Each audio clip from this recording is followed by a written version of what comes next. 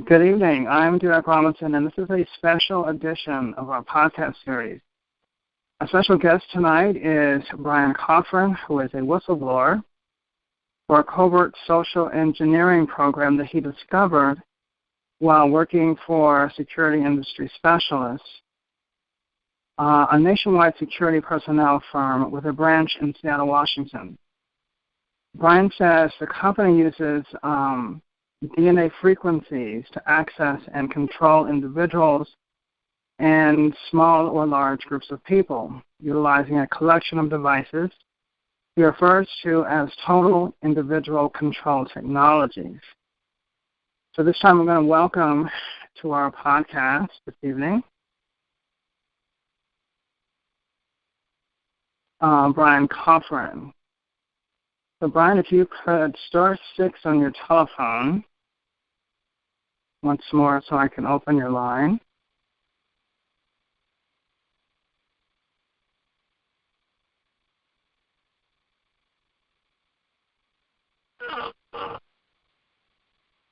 Okay, let me see if I can locate Bryan.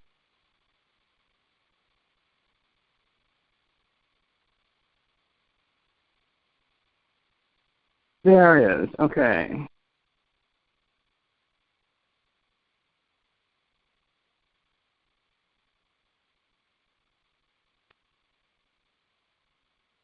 Okay, Bryan, you there?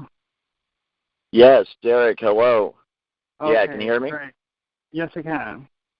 Great. Okay, great. Welcome to our podcast, and we're so glad, everyone is so glad to have you here tonight and working with our community because it's really the first time we've had a whistleblower join us from the other side to give us some perspective. I mean, we've talked for so many years about, we've only had speculation, up to this point about what is happening, what the perps are doing, why they're doing it, and things of this nature. And I'm hoping that maybe you could answer some of those questions tonight.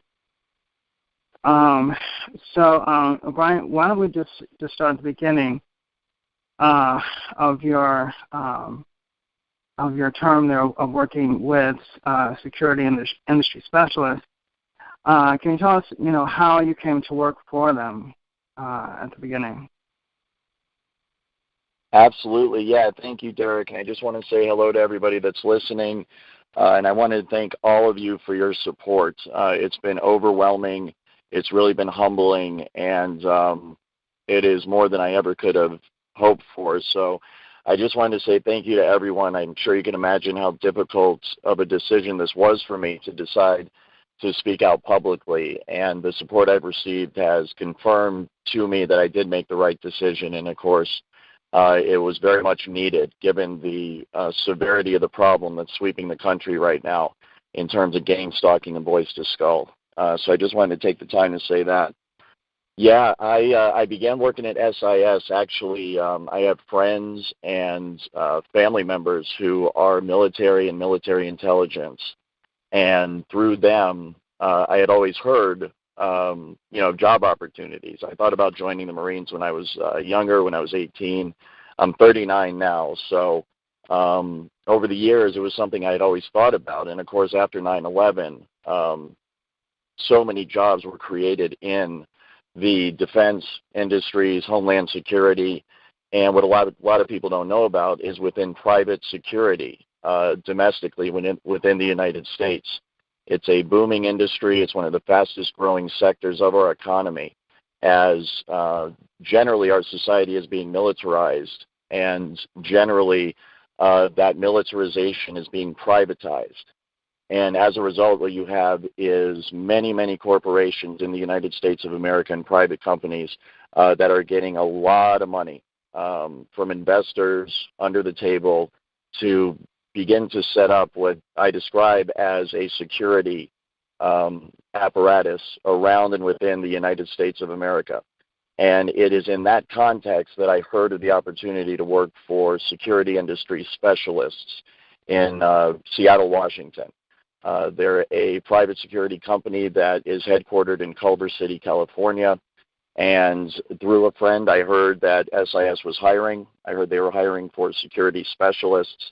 And given my background in education, which is actually anthropology and sociology, most people don't see how those two connect, but by studying human beings, you can really do well within the intelligence industry and within the security industry, because it is all about learning how to deal with and talk to and communicate with, and ultimately, from our perspective, secure human beings.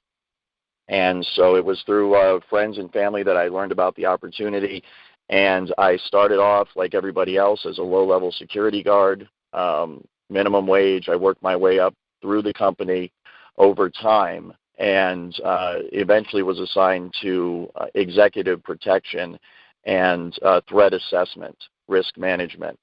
And just to tell you a little bit about that, what my official duties was to secure personnel, data, and property of VIPs that our company is hired to protect.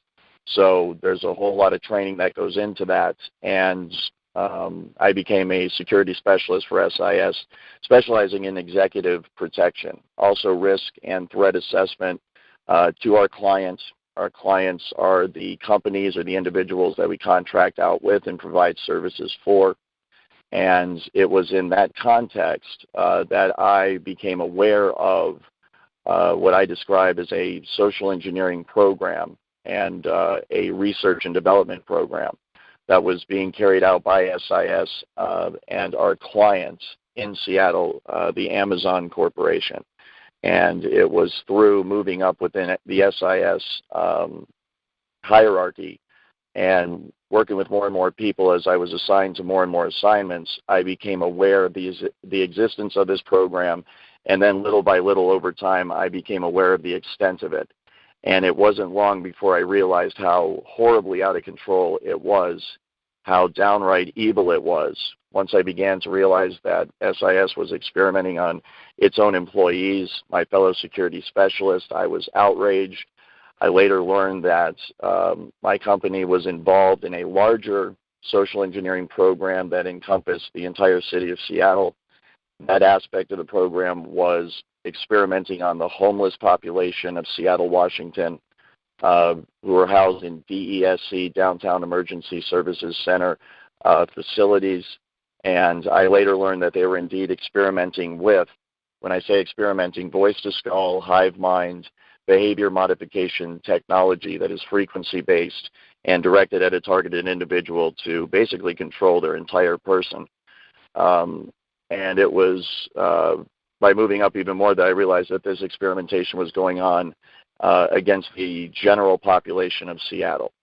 And then just the average man and woman on the street, upper class, upper class, and even the flat-out rich were having this technology used on them without their knowledge. As more and more information and details of the program were made known to me, I became more and more outraged by it.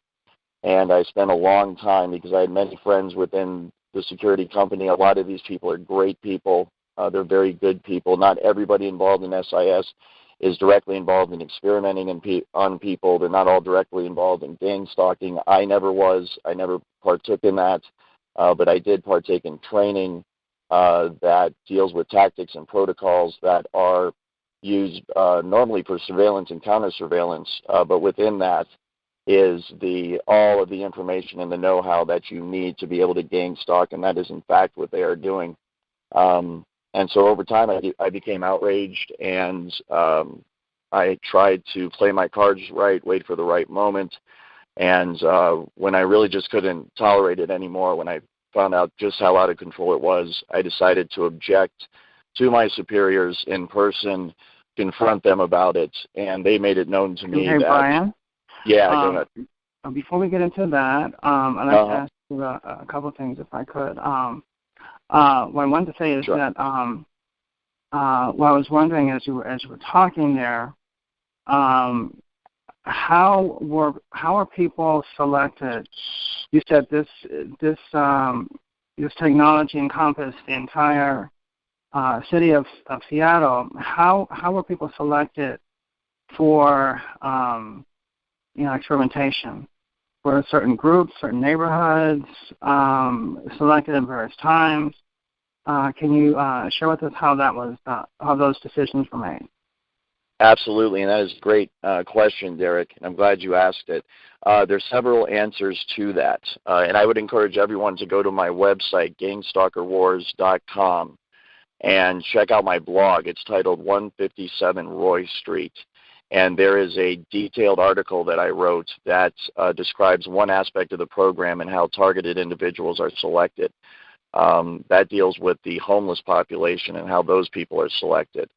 So you can check out that. Also listen to my podcasts. But within SIS specifically, what happens is they are experimenting on their own employees. So it's a long story. I'll try to get through it quick. But basically, people are selected from all over the country. We're talking other cities all over America. They are selected for many different reasons. Often it is because they are isolated, they don't have a lot of money, friends, or family, and they also tend to be people that are highly, highly intelligent. The aspects of this technology that they're interested in improving upon have to do with cognitive processes, processing information, and as a result, they want highly intelligent people to be targets of this program. They also tend to target people who are into what I would call alternative research, commonly called maybe conspiracy theories, people that disagree with the government, people that are into researching things like 9/11. Also, they are interested in people that are interested in technology. I have found a high percentage of targeted individuals to be people who either are interested in or have information on highly advanced technologies, usually having to do with directed energy weapons and frequency weapons, the exact kind of weapons that we're talking about here that are used in voice-to-skull and behavior modification, the works. There's many other aspects to the technology. But once these people are selected, they will have the entire gang stalking / voice-to-skull program run against them. This is detailed in my article, 157 Roy Street, on my website. But they will be organized stalked. They will have career sabotage programs run against them to ruin their job. They will have character assassinations campaigns run against them in their neighborhood. They'll be isolated from family and friends as those individuals are turned against them. And they will be isolated slowly over time using the technology itself, as many of the people freak out, understandably, when they at first don't know what it is. Oftentimes, they end up going to psychiatrists, and false diagnoses of schizophrenia, manic depression, delusional, paranoid are rendered against this individual. And it turns out that that's a loophole in the law that they are using to take away people's constitutional rights, as once you are deemed mentally unfit to care for yourself, i.e. you're depressed, delusional, paranoid, etc., they use that, the state or the federal government uses that as an excuse to come in and say that they have to care for you. So I would warn all targeted individuals out there, please do not go to psychiatrists and allow them to render a diagnosis against you, because that is a dirty trick they're using to take away the rights of people all over the country. Once the individuals are selected, and this is unique. Bryan, oh, go ahead. Bryan, Yeah, go ahead. If I could ask you something quickly here. You said once individuals are selected. Can you tell me about the selection process? How are they located? I mean, is it through computer? Is it word of mouth? How are individuals, is it surveillance? How are they selected? Can you tell us? That's a great question. I do not have direct knowledge of that personally in terms of an individual, how they are selected. What I can speak to intelligently, though, is that each individual fits the general profile that I'm describing. So they're highly intelligent. They are able to be isolated by whatever means. They normally have some sort of what I would describe as a free mind. They're people that aren't, part of the crowd, so to speak, in the way that they think. They're outsiders. They're what the government would call dissidents or revolutionaries, or people that may be a problem. Some TIs have said that this kind of profile that all TIs fits is empowered individuals, and I would definitely agree with that. But I cannot speak to how they actually identify an individual person. I think the general profile that I'm describing that fits the targets of this program is something that is generated high up within the program. We're talking at the federal government level. We're talking at the highest levels of this social engineering program where scientists from all over the country and all over the world, they're looking at someone's genetics, they're looking at someone's cognitive abilities, they're looking at someone's genes, they're looking at someone's DNA, they're looking at people's social situation, they're looking at people's career. I've been very surprised that so many PhDs are actually targets of this program, and they're usually PhDs that have gone against the grain in terms of what academia normally teaches, usually within the fields of science and technology.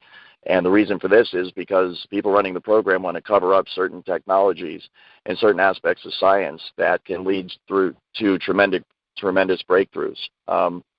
These highest levels of science and technology are the sole purview of classified sectors of our government and military, and as a result, it is not, the opinion is that the American people do not have the right to this information and is in the national security interest of our country to keep it classified. And so that is the answer to your question. Okay. Well, let me ask you this, Bryan. Since you sort of have had your finger on the pulse of this program, and I would totally understand if you can't specifically answer this question, but if you have some idea, that would be great. Would you have some idea about the numbers of TIs that are targeted in the United States? You say it's a nationwide program, and I totally understand if you really do not have a guess or an estimate of how many people across the entire country, but I just thought maybe you might have at some point come across some numbers that would give us some idea of how many are being affected by this technology. Absolutely. It's a good question. I obviously do not have those exact numbers. What I will do, though, is take this opportunity to distinguish really quickly between the larger phenomenon of TIs that is usually a person in America that's being targeted by the technology and is being gang-stalked by members of their community, and the specific program that I am whistleblowing on. The specific program I am whistleblowing on involves the actual abduction of TIs from around America. They're put on a Greyhound bus and they are shipped to Seattle, where they are made homeless. They live in one of the homeless shelters where they are housed and experimented on with voice-to-skull technology, and then they are funneled into SIS to work as low-level security guards, where they are experimented on even more.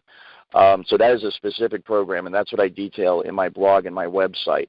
But because I am familiar with that program that utilizes the same tactics of gang stalking and the use of this technology against individuals, my knowledge on that program applies to what all TIs are going through. It's the exact same technology, and it's the exact same gang stalking tactics that are used against them. In terms of numbers, I know that there are right now at least 300 to 400 individuals in downtown Seattle that have been abducted from all over the United States, brought to downtown Seattle, and are being housed in DESC, Downtown Emergency Services Center, homeless shelters, and being experimented on 24/7. The numbers of SIS employees that have been experimented on, to my knowledge, is in the dozens. That's all I have direct knowledge of, though, about 24 to 36. And then nationwide, the estimates in terms of targeted individuals who still maintain some manner of autonomy and freedom and have not been brought to Seattle or enslaved completely by this, the estimates I have heard is anywhere from 1 to 2 million at the moment. And we're talking full-blown TIs that get the technology and are being gang-stalked 24/7. Those are the estimates that I'm familiar with. Okay. Were these estimates that you maybe heard around the job or something like that?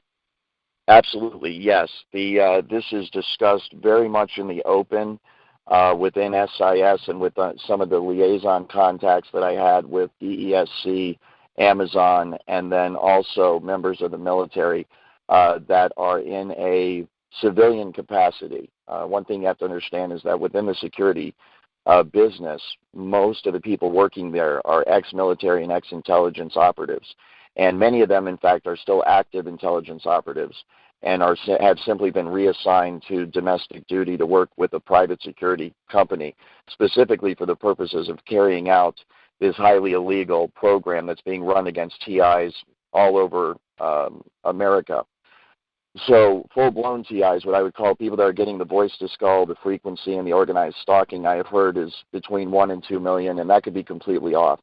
But one of the things I'm concerned about is the technology as it's being researched and developed in Seattle utilizes emotion manipulation and behavior manipulation without the gang stalking and without the voice to skull aspects. And so this use of the technology can be done very covertly to the point where the person it's being used against will not know that this technology is being used against them. And that is one of my main concerns and one of the reasons why I want to bring more light to this technology and to this issue, because this technology could potentially be being used against tens to hundreds of millions of Americans every day. I've mentioned in some of my podcasts how there are field effects where they will not direct this technology at an individual, but create a general field of frequency in a geographical area so that everybody that within that geographical area is feeling the effects of the technology. It's more of a general application of the technology instead of an individual specific application of the technology. But when you consider that use of it and the fact that it is used for emotion and thought and behavior modification, then we could potentially be looking at many, many millions of people across the country that are under the influence of the technology today, right now. Okay, was that when you say in a geographical area, are you talking about sections of the city? Are you talking about across the country? Can you give us an idea of that? Absolutely, yeah. The area of the geographical areas that I'm familiar with are limited to the size of maybe a downtown area of a city. So that the frequency that's being emitted by the device will have an effect on a geographical location, let's say downtown Seattle. And so what they can do is within this general field, they can broadcast a frequency that affects human beings within that frequency field and can induce a general mood of, let's say, happiness or sadness, anger, agitation, peacefulness. And in this way, they can have an overall effect in the city. And I have seen this done, and it is remarkable how effective it is, because you will walk down the street of Seattle and literally see people all in a bad mood, all at the same time, and they do not know each other. And then you go over a block or two to a different office building, and you walk in, and the exact same thing's going on there. It's very, very concerning. So within that, then, that overall bubble or area of frequency where everybody, let's say, is in a bad mood, they can still inject what would be a individual specific frequency to the targeted individual themselves, let's say the homeless person in Seattle that's being experimented on 24 hours a day. So they will be under the influence of the general agitated mood or bad mood that everybody else is in, and then they can more further be manipulated by the frequency that's being directed solely at them. Okay, well, Bryan, with that, within that confines of this frequency, would that affect crime rates, for instance, or auto accidents, or other types of incidents among people? Absolutely, yes. That is exactly what the people running this program have in mind in terms of application of this particular feature. It is to or at least it can be used to induce riots, for example, or stop riots. It could be very, very dangerous, and it's a great point you bring up about traffic patterns and auto accidents. I mean, this is messing with the innermost part of human beings, their emotions. And so you can imagine how irresponsible it is to actually manipulate someone into being in a bad mood, and manipulate everybody in town into being in a bad mood, and then they get in their cars and they drive around where their own safety and other people's safety is at risk.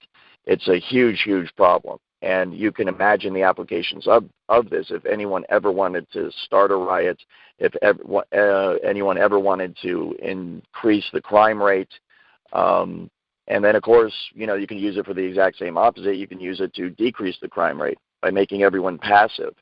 And that could have nefarious applications as well. If you want people to be passive and not pay attention and not take action, it can be used for that as well. So, yes, the mind is boggled by the possibilities in terms of what this could be used for.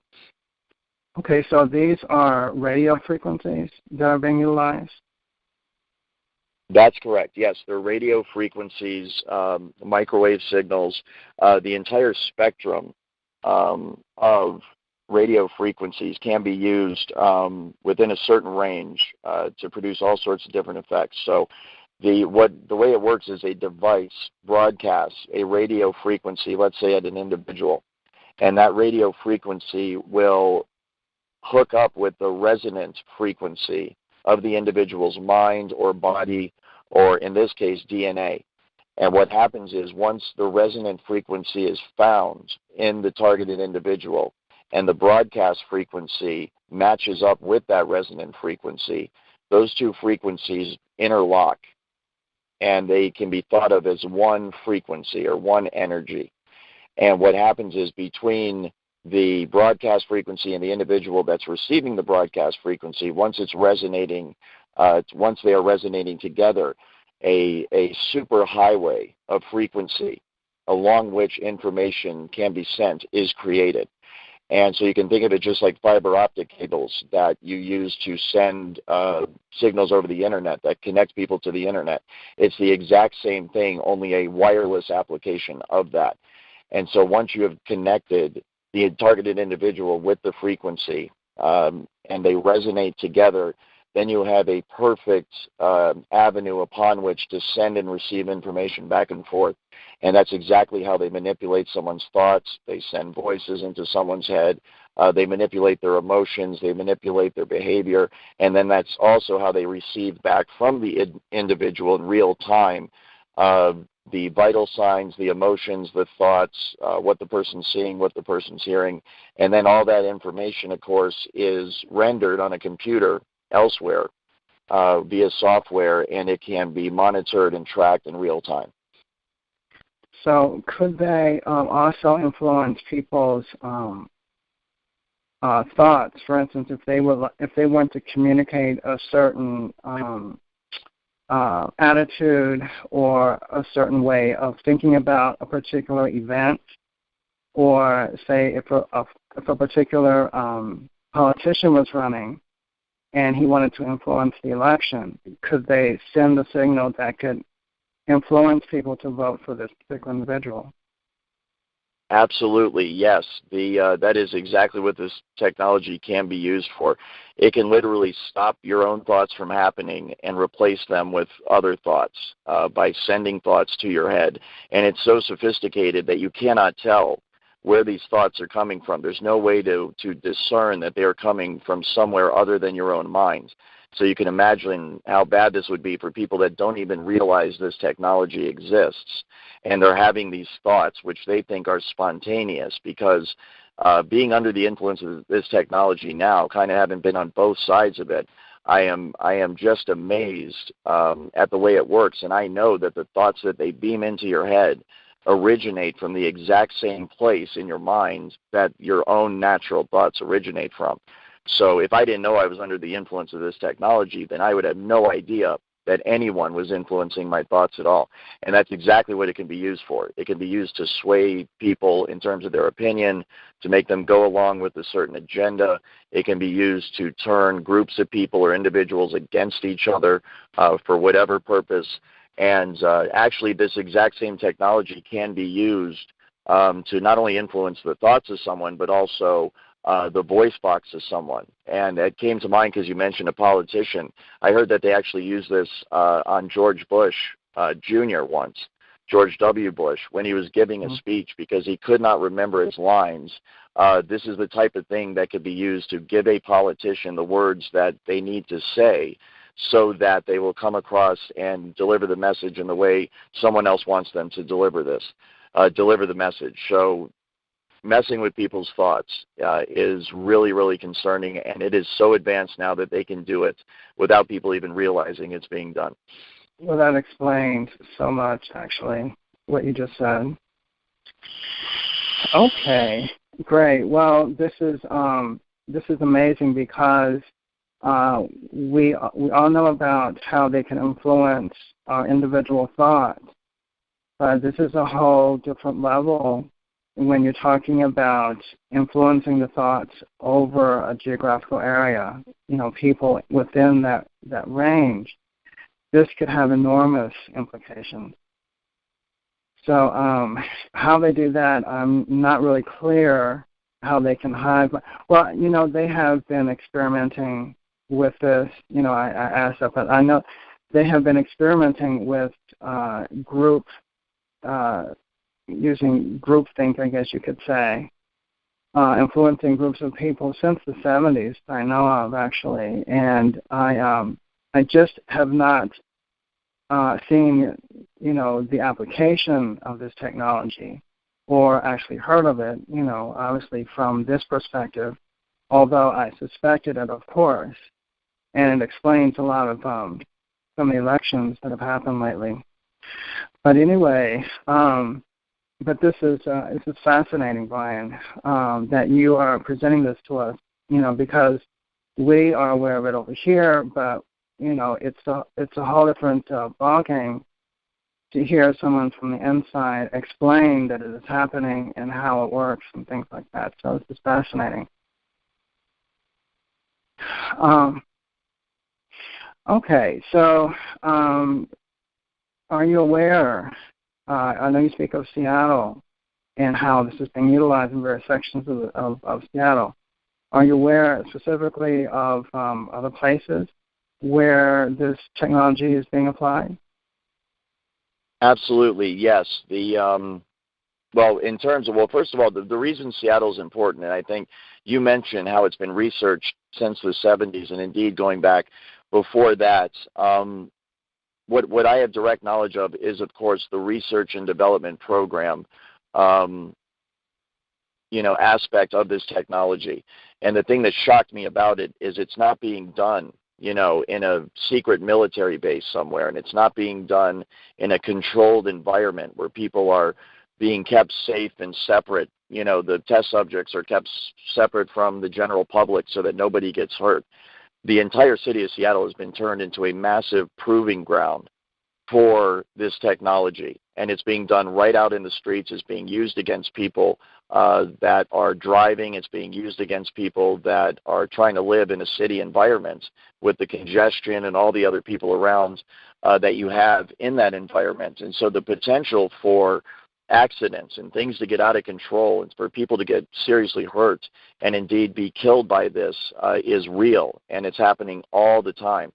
And I think it just shows just how not only out of control this program is, but how completely unchecked the research and development aspect of our national security structure has become.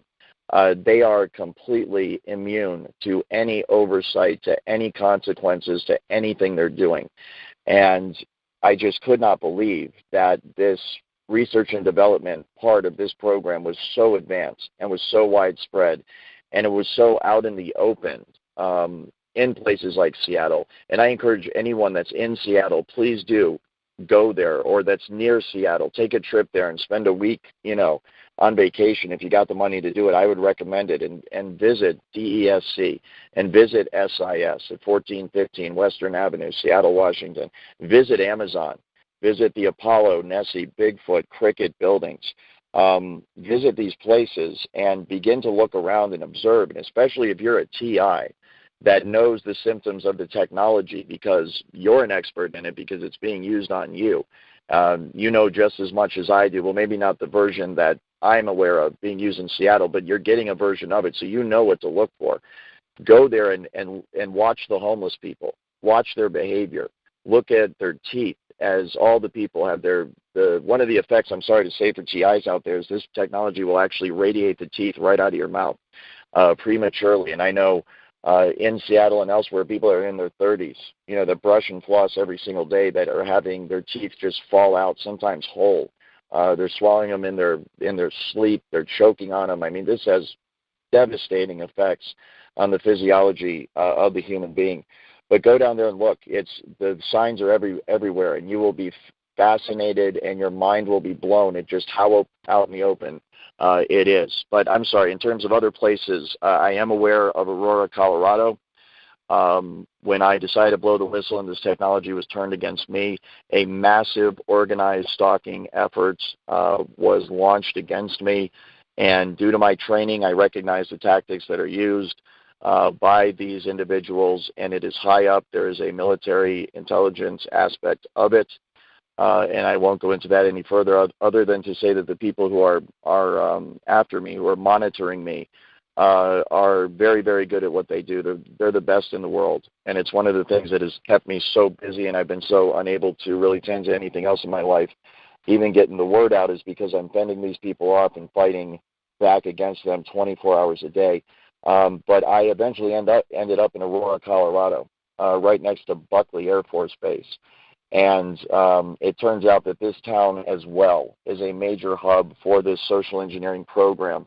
Aurora, Colorado is a town that has a large percentage of military personnel that live here.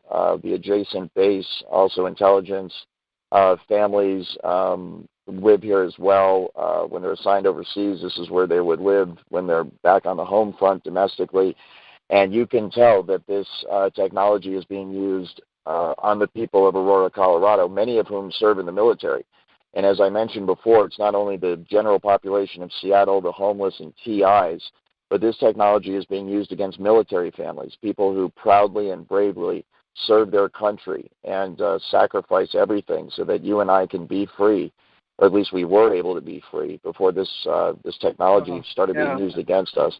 Exactly. Yeah.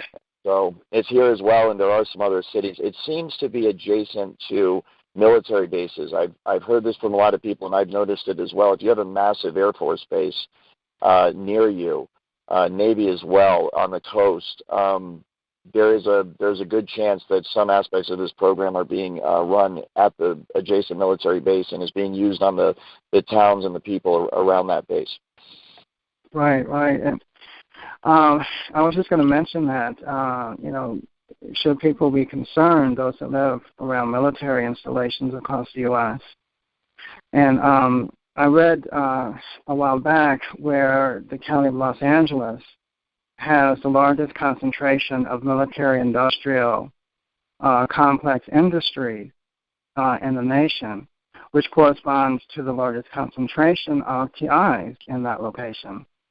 So there is some correlation there. We feel. Absolutely, that makes sense. Absolutely. So, and the reason I ask about various locations is because obviously there are security personnel countries across, the country. Every major city, and I'd say probably every city has some type of security firm, within their borders. Which makes you wonder, are these, gang stalking groups housed within these security personnel companies? Is this one of the features of this program? Because I was looking on the internet the other day, and there are about 1 million security personnel employed by about 6,000 or so security personnel firms across the U.S. So that's a ready-made force of individuals who are gang stalking the population. Absolutely. It's a great point. And I was not aware either of just how widespread the security industry was in terms of its numbers and in terms of its power within the United States of America. You're absolutely correct. And it's a great point you make. 1 million personnel. I mean, just think of that in terms of standing armies. Look up some of the numbers on active military personnel, in countries like Russia and China and the United States, the European Union, and you'll start to understand just how many, 1 million people are, and what can be done with that type of manpower in a situation like this domestically. So one of the things I think that is an advantage of the security industry, number one, it's private. So if you were going to roll out an army of gang stalkers across the United States to mess with people, to track people, to surveil people, to follow people, and to make their lives a general hell to live every day, then you would have to do it covertly. You would have to do it in a way that is not noticeable to the rest of society. And in fact, the tactics that are used by private security companies and gang stalkers at large are specifically designed to avoid detection, not from the targeted individual, but to avoid detection from the general public. And so it's a very interesting surveillance situation. It fits right in with other surveillance situations where they want the targeted individual to know that they're following them. And so in a normal surveillance situation, you do not want the person you're following to know that you're following them. They actually want the TI to know they're being followed because it has the maximum psychological impact. While at the same time, they need to do it in a way that your neighbors and your friends and your coworkers and your family do not know that they are doing this to you, because the entire point of the program is to convince everybody else that the TI is crazy. And so they need to surveil you and gang stalk you in such a way that other people don't notice that they're doing it. And so what happens is, I was actually with a friend when we were driving from Seattle, and I decided to leave. It was one of the last friends that I was able to have before this massive organized stalking campaign completely destroyed my life as well. And now I'm completely isolated as well. But I was driving with a friend, and we were being followed by people, obviously gang stalkers and military intelligence in my case. But they drive in regular vehicles. They're in modern trucks, SUVs, sedans, every kind of car. Many of them are Chevys. And if you're being, I think a lot of TIs have noticed this as well. Chevy seems to have some kind of a deal with these security companies. And I know, for example, my security company purchased most of their vehicles from a particular car company. So these are some of the things I noticed. But we're being followed by these people, and what they will do is the otherwise unmarked car will have military stickers on it. They'll have license plates that say Air Force. They'll have stickers that say Marine Corps or Army. And generally the personnel as well fit a general description. A lot of them have tattoos. A lot of them are young. A lot of them appear to be, very young, maybe a military type of a look, only with kind of a gangster type of a vibe to them. And I think that's for the purposes of intimidation. And I know that is one of the psychological aspects of what I learned at SIS in terms of gang stalking is the image you're projecting is very important. It is scientifically planned down to the last detail to have a very specific psychological effect on the target. But anyway, we're driving and we see all these cars around us, and they all have military and Marine Corps, Air Force. And my friend said, is that the Air Force following us? Is that the Marine Corps following us? Are these people, military? And it's a very good question. And they are trying to give that impression that who's following you is active military. And, of course, that's not the case at all. They are private security contractors, or they are at least intelligence operatives that are operating domestically under the cover of being a private security contractor. And the reason they put those stickers there is to give the impression they're military. And so what you have a lot of times, the way they get license plates that say Air Force engraved on them is they are former Air Force. The way they get some of these insignias on their car, they are former Marines, and they are now retired.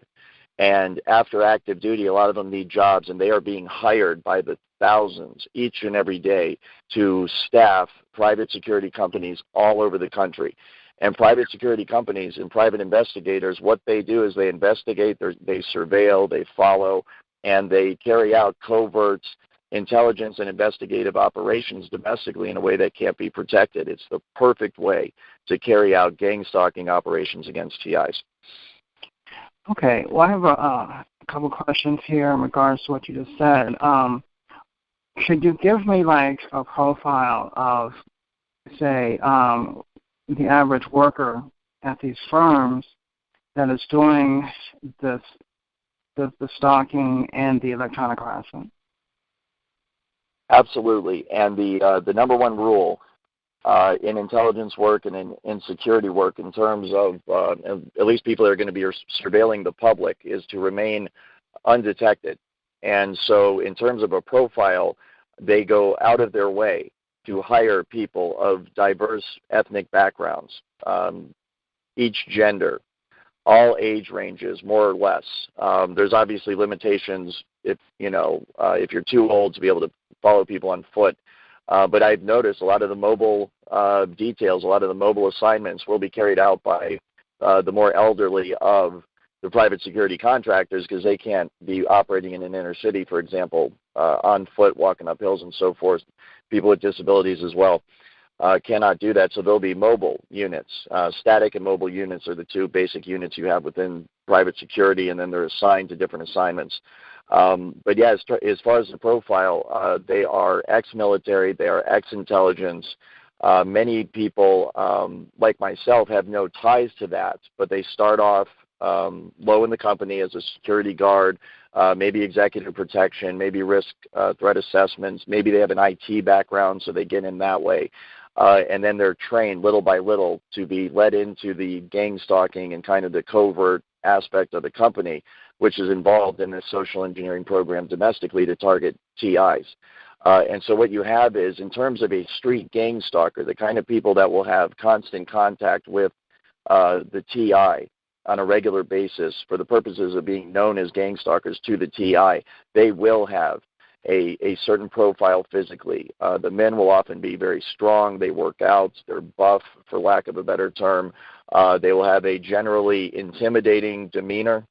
Although when you talk to these people, of course, they could be completely nice, very, very decent people, most of them. They're doing their job, and I don't think there's any way they have to get out of it because they all know if they come forward and they say something, then they're going to get gang stalked as well. And unfortunately, I'm proving that by the way that I'm being targeted and gang stalked, and the technology is being used against me. But this is the general appearance that they give, and so it's to be intimidating.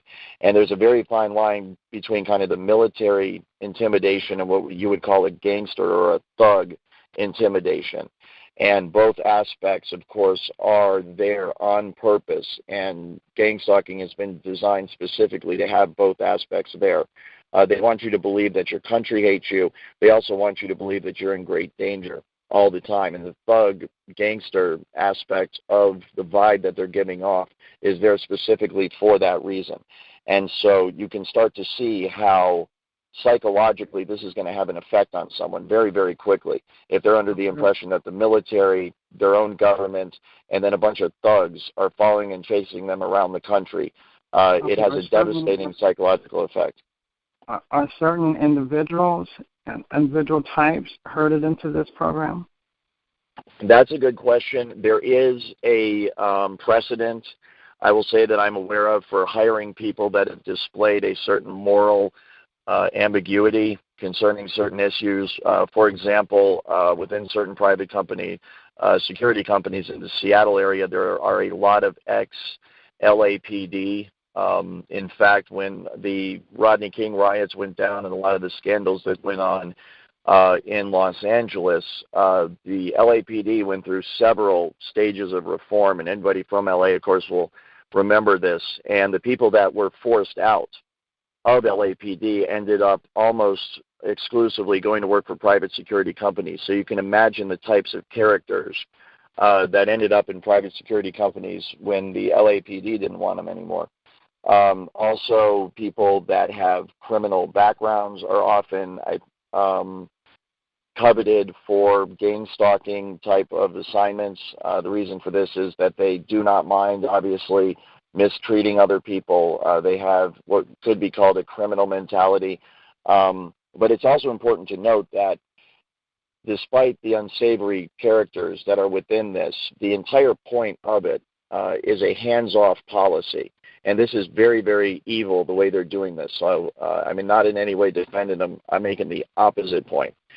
The hands-off policy is in place by private security companies and gang stalkers, the federal government, and everybody else involved in this, specifically to have the excuse and say, we didn't actually physically harm this person. We never struck them. We never shot them. We never hit them. We never did any physical harm to them. So everything that's done by this program is meant to have a psychological effect, and the psychological effect is meant to complement the effect that the technology is having on the individual, so that they are brought to a place in their life where they're isolated, they're broke, they're unemployed, they have no family, they have no friends, and nobody in the general public can track or trace anything that's being done to them because the technology is remote and it's wireless, and there's usually no physical signs left on the individual that anything is being done to them. And the interaction with gang stalkers within the community, there is no physical evidence that any gang stalking ever went on. They are specifically instructed, do not slash anyone's tires. Don't, vandalize their house. That is not the point of the program. The point of the program is to have maximum psychological effect and leave the minimal amount of evidence. And so you can see how this hands-off policy, and this is a standard term that's used within the private security industry in terms of what security guards and security personnel are supposed to do in terms of a threat. You are supposed to maintain a hands-off policy at all costs until you absolutely must intervene physically or with use of force. And so that's kind of an industry term that's been adopted by gang stalkers as a hands-off policy against the TI, so that when that person ends up in a hospital or ends up physically deteriorated, they can't turn around and blame the gang stalkers because they were never, quote-unquote, touched or physically harmed by them, even though all of the harm that's done to TIs is done by the gang stalkers, it's done by the federal government that endorses this program, and it's done by the technology, and therefore the gang stalkers, the technology, and the federal government is liable and responsible 100% for everything that's been done to the TI. Okay, so that is something that we have noticed in terms of a general type of protocol in the program, that there is a certain boundary that they do not cross. They will harass a person, to homelessness, but they don't usually physically attack them. Exactly. Okay, so basically, the reason I asked you about the profile is because some of the stuff that they do is so sadistic to people, and I was wondering is this something that this could not have been something that they knew that they were getting into. You don't advertise to torture people. Do people, once they find out what the job entails, what is their attitude then? Do they really just go with the flow, or do they just do what they need to do to keep the job? How do they feel about what they do to people? Do you have Absolutely. Yeah, it's a great question, because you're absolutely right. Nobody advertises, on Craigslist that we're hiring you to harass and torture people. It's just not done. And I can speak personally for myself, and I can speak personally for the people I worked with at SIS, that when you do first find out what's going on, you are disgusted by it. You cannot believe that this is what's going on. There is also a very quick, almost a peer pressure induced acceptance of it that causes you to say, this is pretty cool. And I'm just being flat out honest here about the psychology that's going on within these people's minds. It's pretty cool. We're part of the group. We're part of the massive army of people that is going to be okay no matter what, because we're on the right side of this, because we're the people with all the power. We're the people that with ties to the intelligence agencies. We're the people with ties to the government. We're the people that are going to be okay no matter what, because, we are willing to violate the law to get away with whatever we want to get away with. And our superiors and our bosses are as well. So as long as we make them happy and we do our job, we're going to have a pretty good life. And I can tell you that this is exactly what is done to people almost immediately upon the revealing of what is really going on. They are offered a series of incentives. They're offered, first of all, acceptance into the group. They're offered acceptance into what will be the future of America, that you will be set, you and your girlfriend, or if you're married, you and your wife, your husband, your children are going to be taken care of. You're going to make a lot of money. You're going to have brand new cars every couple of years. Your kids are going to go to the best schools, and you are going to be connected, for lack of a better term. And at this point, it really does take on almost an organized crime feel to it, because what you're dealing with are people that are pleasing their boss in order to do something that is absolutely illegal. They're monitoring and harassing and torturing, and sometimes leading to the death of American citizens. They're violating their civil rights. They're violating their human rights. They're violating basic human decency. This is horrible stuff that's being done to people. And so you have to understand the psychological aspect that goes into convincing gang stalkers and people that are part of the program to do what they're doing. It is in fact, the psychological operation that is run against gang stalkers themselves and people that participate in the program is just as advanced, if not more so, than the psychological program that is run against TIs. It absolutely is. And so what you have is this very intense psychological program that's run. In fact, one of the things that I'm not sure people are aware of, but I'm trying to cover this on my site because I have direct knowledge of it: hive minds, voice to skull, emotion manipulation behavior, modification technology is being used against the gang stalkers themselves and against people in the program. And it is being used to assist them in doing their job, specifically to take away their conscience, specifically to take away their empathy and their sympathy for the individual, for the targeted individual, so that they don't feel bad, so that they don't feel guilty about what they're doing. They are many times intelligence agents and soldiers are trained to get the empathy and the sympathy out of their system, because you're going to be asked to kill someone for us. You're going to have to go on the battlefield and shoot someone, and you're going to shoot them just because we tell you to shoot them. And so a lot of the stuff that goes on in basic training and in terms of training intelligence operatives is designed specifically to make sure that people will pull the trigger when they need to. And stuff like human decency and love and compassion and empathy and sympathy and caring for your fellow human being does not enter into the decision-making process. And so the exact same thing is done within the program, within the Voice to Skull gang stalking program. And it is done not only by peer pressure and direct training, it is also handled by the technology that can manipulate the people's emotions to turn off empathy and sympathy and love and care and compassion, and to turn on what I call almost a mercenary hired gunman mentality. And the reward for going along with this is you get to be part of the social group. Look at the TI and how isolated they are. Look at how horrible their life is. Look at how sad it is. And every time I think about it, I start to choke up. It's so overwhelming. My heart just naturally goes out to these people, and I want to help them.